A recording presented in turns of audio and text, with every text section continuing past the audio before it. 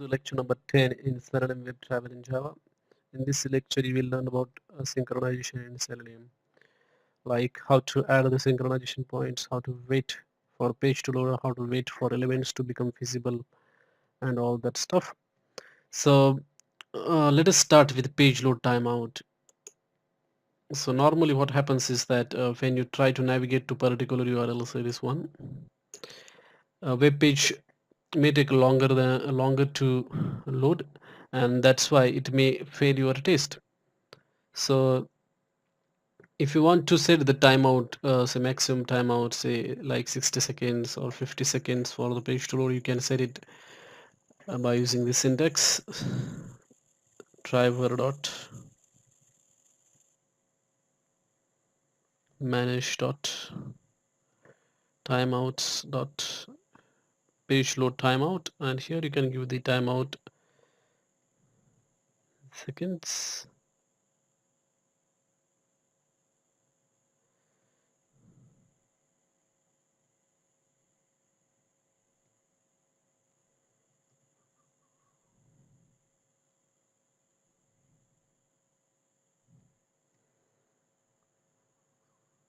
Minute seconds. So what will happen is it will wait for the page to load for 60 seconds, and if page doesn't load even after 60 seconds, then it will throw the exception. So before that, let me just put 1 and then execute this program.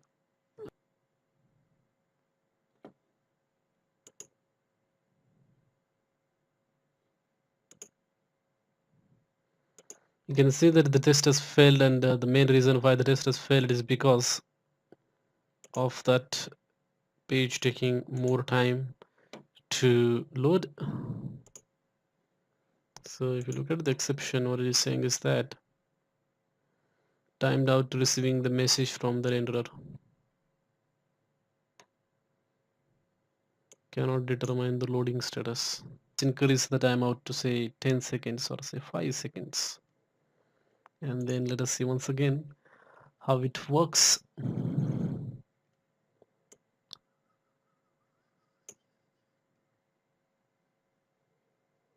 As you can see, it is trying to navigate to that URL, and since the web page is not loaded within 5 seconds, it has thrown the exception saying timeout exception cannot determine the loading status. So you may get this.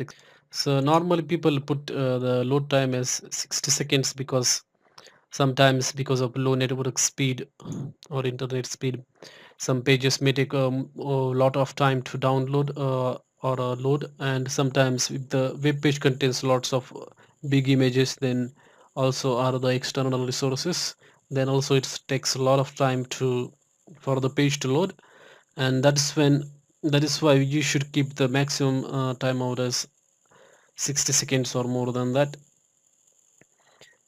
And that is how you can add the synchronization.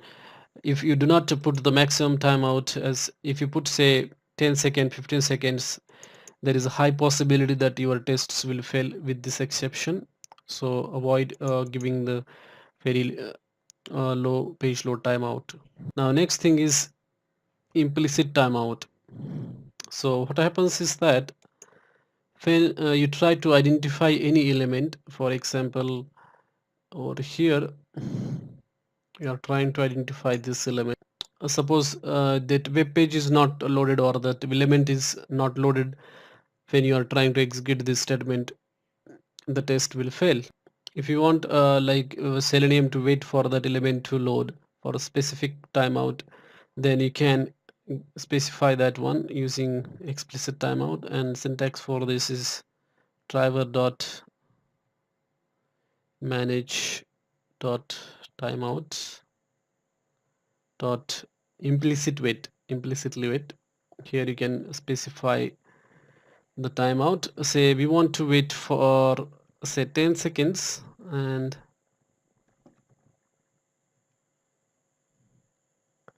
if the element is not found within 10 seconds, then our test will fail. otherwise our test will continue to run.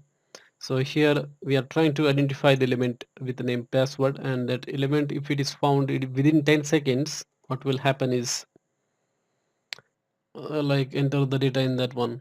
So let us put 1 first of all, and then execute this program. So when you set this implicitly wait timeout, it is at the driver level. It means that it is applicable for the all elements.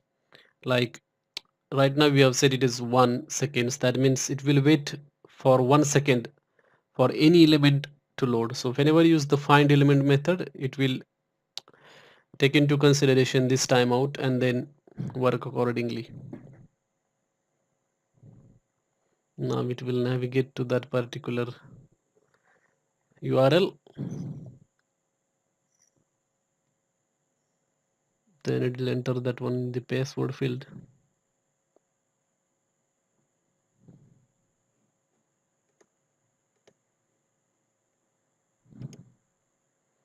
and that is what we wanted.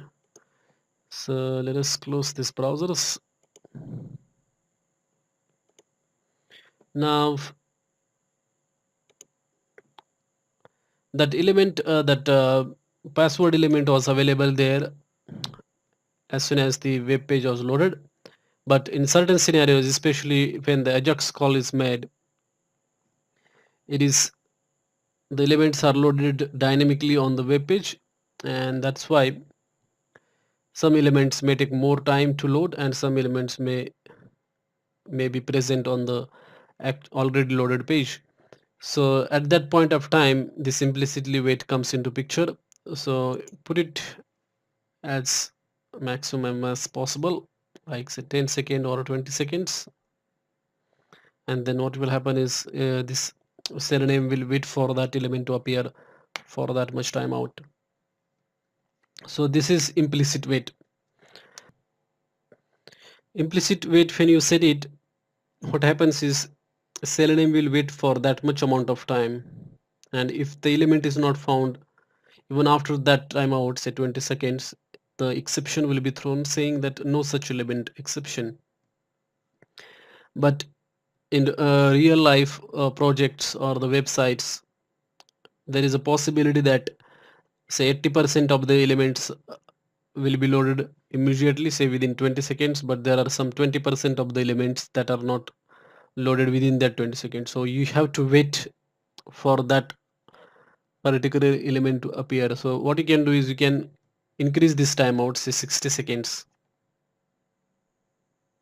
and then what will happen is your Selenium script will wait for 60 seconds for any element to appear. But the drawback with this method is that you are unnecessarily waiting for that much amount of time for every element. So that is when explicit wait conditions come into picture. Like you can specify for specific element, like okay, this element is gonna take a lot of time, so at that in that case you can use explicit wait conditions. And for that explicit waits can be used using a new Webdriver wait. This class can be used for that, and over there you have passed the driver, and then here you have to give the timeout in seconds, and then you have to use until method. In until method you have to use this expected conditions, and in the expected conditions you can specify the various conditions, like if you want to wait for title to become a specific title, then if you want for element to, if you want until the presence of element located by specific expath or CSS, then if you want to wait for such element for specific seconds, you can specify that one. Say this element, if you know it's gonna take a lot of time, you can put over there 60 seconds, and then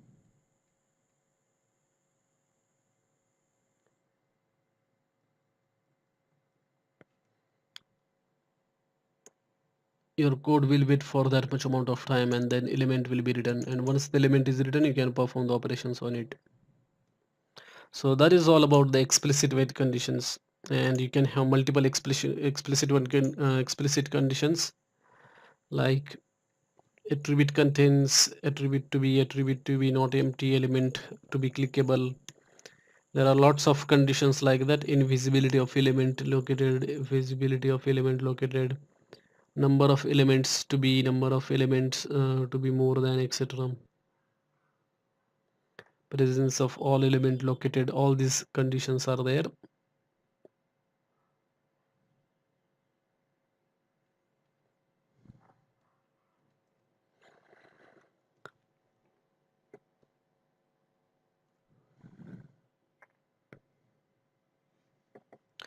And if the condition is true within this timeout, then your code will continue to run, otherwise exception is thrown. For example, here we are waiting for the title to become this welcome Mercury tours, but if it doesn't become within 10 seconds, then exception will be thrown.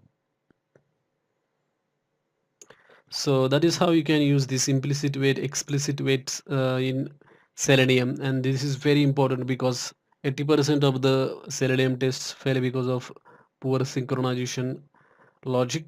So make sure that you have got all these concepts very clear. You have to use this page load timeout at the beginning of the script, and this is applicable to all the web pages that the Selenium is going to open. Then this implicit timeout, this is also very important because if element is not found within specific time, Selenium is going to throw the exception. So you can increase this implicit timeout so that Selenium will wait for that particular time to for element to appear. And in explicit conditions, you can this implicit conditions or implicit timeout is at the driver level. It means it is applicable for the all elements that Selenium is gonna work with. But in explicit conditions, you can specify specific condition on the specific element. So it is not applicable to all the elements on the web page or web application. So that is the main difference between implicit and explicit timeouts. I hope you enjoyed this lecture, and looking forward to you joining in another lecture. Thank you for watching this video.